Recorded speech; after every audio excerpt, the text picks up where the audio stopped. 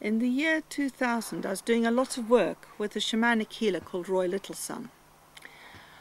On March the 8th, I joined him and a group of others on the Severn Beach at the mouth of the Severn Estuary within sight of the Severn Bridge to do a Native American ceremony, medicine wheel, to heal the African wound.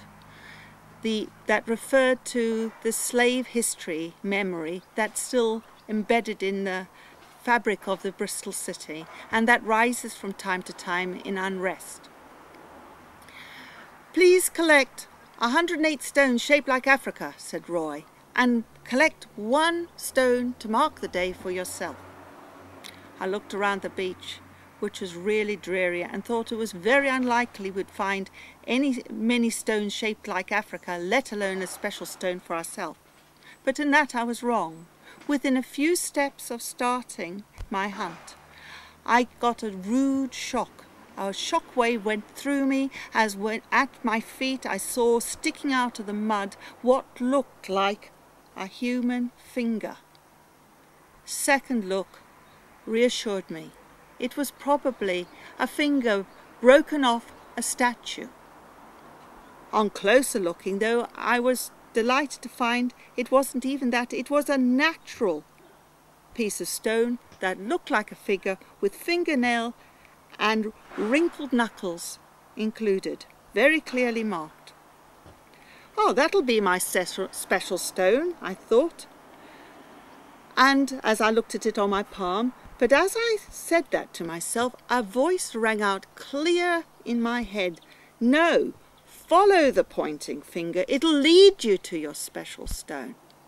I was so startled, I looked down at the finger on the palm of my hand, looked where it was pointing, and started to walk. I walked through the mud for several paces, getting more and more mired in the mud, losing my shoes and floundering. I thought, this is ridiculous, how stupid of me, and turned to go back. "No, follow the pointing finger," said the voice again. And so I obeyed and continued my journey in the direction I'd started out.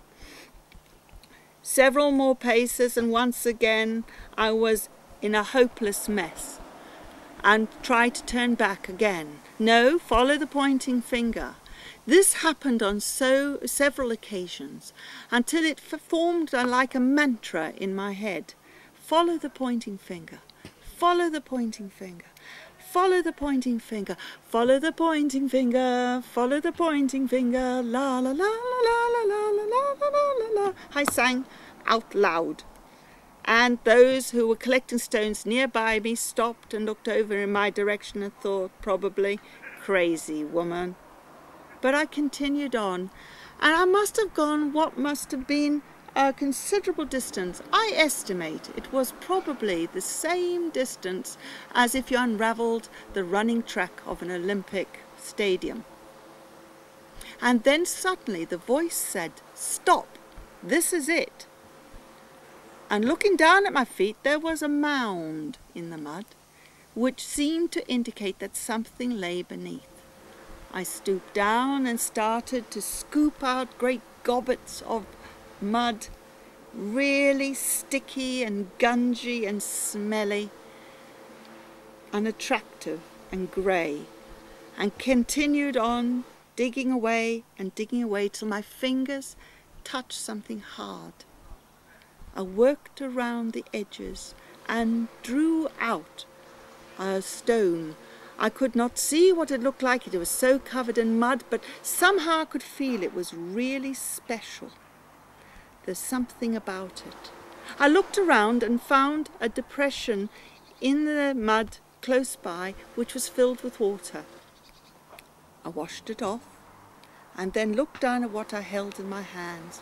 It was the most beautiful, perfect, ceremonial Neolithic axe, later dated at over 6,000 years old. Within its shape, it held all. It had a round curved edge, end. It had a pointed end. It had a sharp cutting edge.